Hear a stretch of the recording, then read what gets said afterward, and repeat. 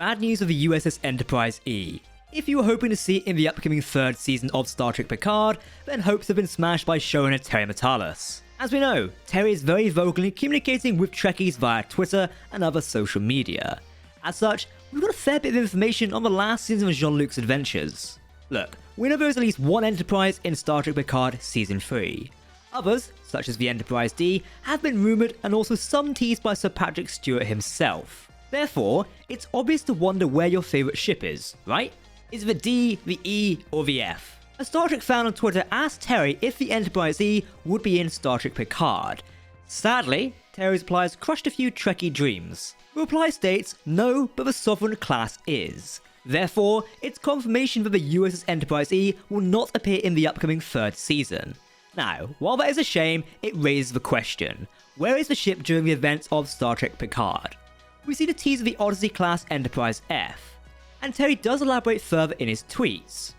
Thanks to those tweets, we might be able to theorise what actually happened to the Enterprise E, based on previous book lore and what Terry has said in his tweets. Let's go. Now, quick spoiler warning, we'll be theorising about Picard Season 3 content, so be warned. But join us if you like some juicy lore, as I know some of you do. Sir, there's another starship coming in. It's the Enterprise.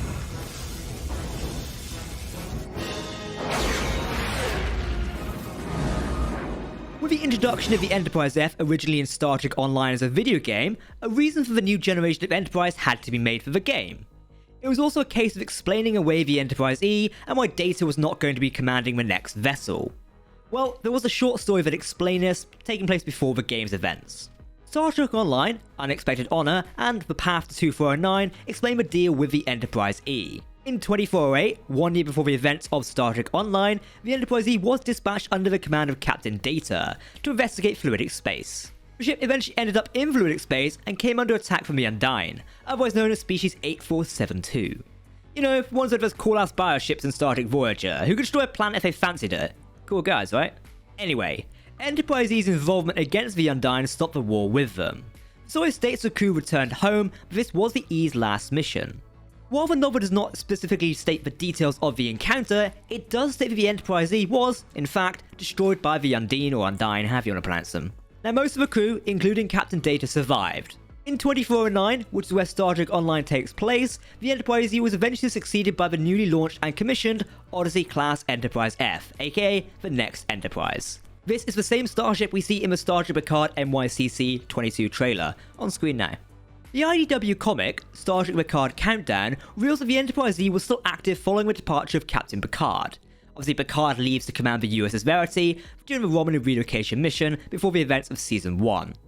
Now, it even referenced in the first issue, which takes place in 2385, that while Admiral Picard is conversing with Geordi LaForge, they reference the new Enterprise captain, and how he's unlikely to give up the captain's chair so easily. Now, following this, the Star Trek Picard tie-in novel, The Last Best Hope by Una McCormack, tells us that Worf was made the captain of the Enterprise E. There is pushback from the Admirals about placing Worf in command of the flagship of Starfleet at the time, especially due to his reprimand during the Dominion War by prioritizing the life of Jadzia Dax over a Cardassian defector. So at least in between 2381 and 2385, we have a clear idea that Worf is captain of the Enterprise E, but it's unclear what happens after that as no stories have gone near it yet. We've got additional information and videos speculating on Captain Worf, as well as how another book confirms tie-ins with the story. Check us out here on Trek Central's YouTube channel, or read our comic reviews on TrekCentral.net for Star Trek Picard Countdown.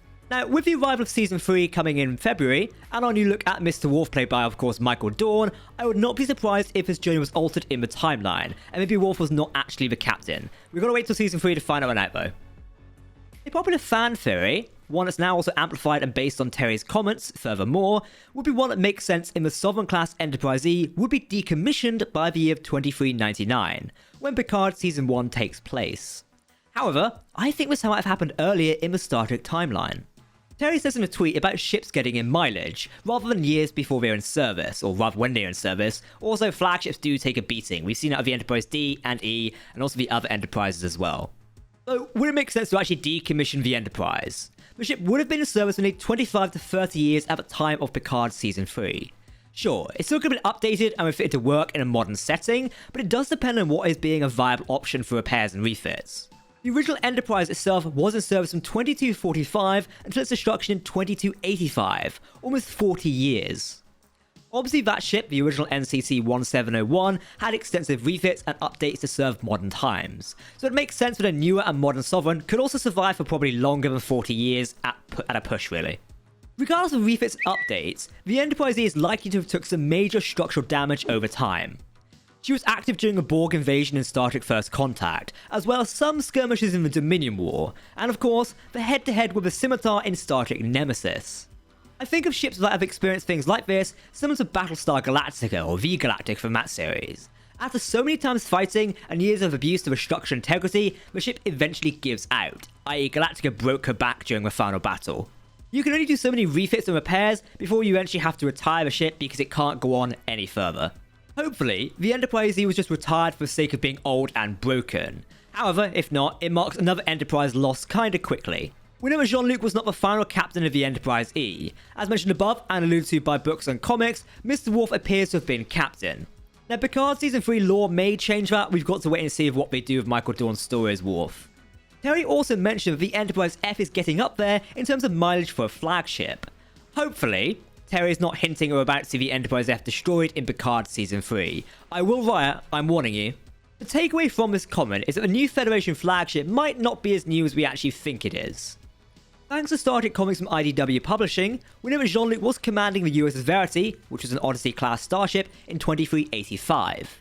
Therefore, with Picard commanding the Verity, it means the actual Odyssey class was active in Starfleet long before it was introduced in the timeline of Star Trek Online.